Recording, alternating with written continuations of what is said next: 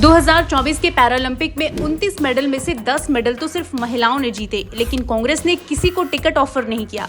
और ओलंपिक में भी कई महिलाएं मेडल्स ना जीत सकी, लेकिन कांग्रेस ने उन्हें चुनाव में उतारने का फैसला नहीं किया। वहीं ओलंपिक में जाने से पहले विनेश फोगाट कुश्ती संघ के खिलाफ आंदोलन कर राजनीतिक गलियारों के खबरों में आई और आज वो राजनीति में उतरी है, क्योंकि ओलंपिक में मेडल ना मिलने के कारण लोगों की सिंपैथी उनसे जुड़ी है। इससे पहले 2 ओलंपिक में असफल होने के बाद विनेश का ये तीसरा मौका था, जिसे उन्होंने वजन ढंग से मैनेज ना करने के कारण खो दिया। अब वो इसका सारा दोष मोदी सरकार के मत्थे मढ़ रही हैं। शायद ये पहली बार हो रहा है कि नेता बनने की चाहत में एक खिलाड़ी अपने हार का ठीकरा सरकार पर फोड़ रही हो। आज जिस मेडल के पीछे वो राजनीति में उतर आई हैं, ये उन्हें तब याद नहीं आया जब वो अपना खेल रत्न अवार्ड, अर्जुन पुरस्कार जैसे सम्मानजनक अवार्ड कर्तव्य पथ पर छोड़ आई थी। क्या उस राष्ट्रीय मेडल की वैल्यू कोई कम थी? और शायद इस बार पेरिस ओलंपिक अवार्ड उन्हें मिल जाता तो क्या गारंटी है कि विनेश उसका अपमान नहीं करती? अगर वाकई में सरकार को विनेश से कोई खुन्नस निकालनी होती तो पहली बात, वो विनेश को 2 बार असफल होने के बाद भी तीसरी बार ओलंपिक में ना भेजती।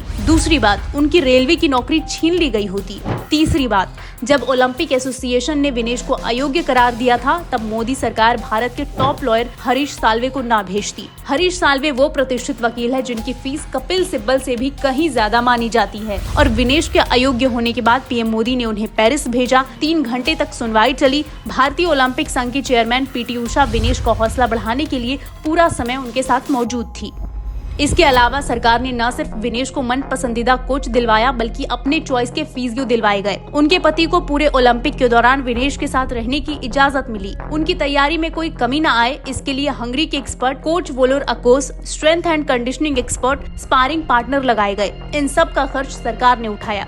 सिर्फ इस ओलंपिक के लिए विनेश पर 70 लाख रुपए से भी अधिक खर्च किए गए। इन सब के बाद भी एसोसिएशन ने अपने कड़े रूल के चलते अपील के बावजूद विनेश को मेडल न देने का फैसला सुनाया। लेकिन जैसे राहुल गांधी हार जाने के बाद ईवीएम पर ठीकरा फोड़ते हैं, वैसे विनेश फोगाट हार जाने के बाद सरकार पर दोष मढ़ रही हैं। और कांग्रेस का हाथ थामकर उन्होंने ये बात सिद्ध कर दी कि भारत में अधिकतर बड़े धरनाधारियों का एंड ऑफ गोल यही होता है कि पहले धरना दो, लोगों की सिंपैथी लो और चले आओ राजनीति में। केजरीवाल, कन्हैया कुमार, जिग्नेश मेवाणी, राकेश टिकैत ये आंदोलन से ही निकले जीवी हैं, जिनका मकसद सिर्फ एक ही है, सत्ता के शिखर पर बैठना। देखा जाए, विनेश और कांग्रेस का गठजोड़ राम मिलाइट जोड़ी है, क्योंकि कांग्रेस में शहजादा 3 बार से सत्ता में आने की कोशिश कर रहा है, तीनों बार फेल हो गया और तीनों ही बार विदेश जाकर देश की बुराई की।